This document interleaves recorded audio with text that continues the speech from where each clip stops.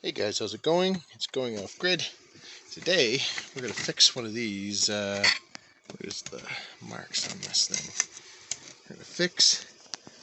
It's a so this is technically a 48 volt charger, 15 amp. It's one of those double stacked units. It's actually quite a nice charger. I like it a lot. They're about 130 bucks Canadian, or around 100 bucks American, and all they essentially are is they're multiple chargers stacked. So you can buy this in a 7.5 amp charger, and all you get is this side with the case cover. But if you get the 15 amp, it's doubled, and they put in a clamshell case and they clamp it on top of each other. Essentially what you're getting here is 4 chargers essentially in one. It's essentially what you're getting. So you got your MOSFET and your transformer, and then you get a MOSFET and transformer, and then it goes into your output stage where it cleans it up and turns it into DC. Yeah, it's pretty simple. Actually, it turns the DC almost right away from your MOSFET, I believe. It either turns the DC right away here, or it turns the DC right here with a diode. I gotta look closer. Anyways, so this is most likely stepping down the voltage with the transformer here. It's pretty neat how this works.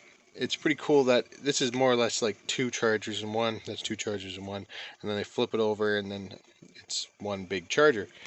They got output fusing, which is awesome. I really appreciate the output fusing, and it's replaceable. I have tons of these, so if I blow it up, what happened here, I believe this input MOSFET here is blown. I don't think the other side is, because it still functions. It just doesn't function properly. And I think that's the same thing with this. One of the MOSFETs on one side blew, and I'm going to replace them and hopefully fix this charger. What's happening right now is the light is blinking. Like it's on green, like it should be, and then you hook it up to a battery, and then instead of just going red and start charging, it blinks on and off, on and off, on and off. Like it's one side's being overloaded, and I believe that's what it is. So we're going to see. Oh, and it outputs 58 volts like it's supposed to right now. I just can't take the current of having a battery hooked up. So, yeah, let's get to it. I got the one side out of the clamshell case.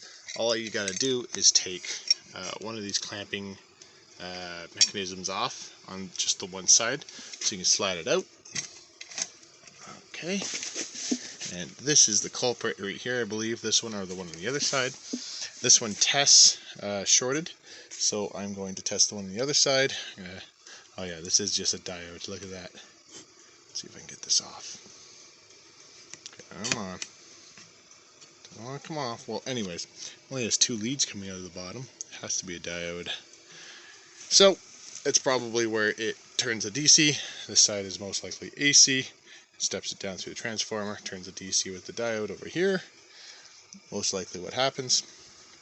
Anyways, let's replace this MOSFET.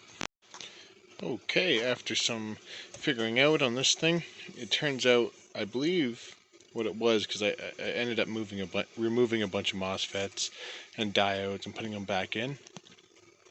The only thing I could guess is it had a bad solder joint that it blew through, because I took the components out, I tested them, they all tested fine, I put them back in, and now it works.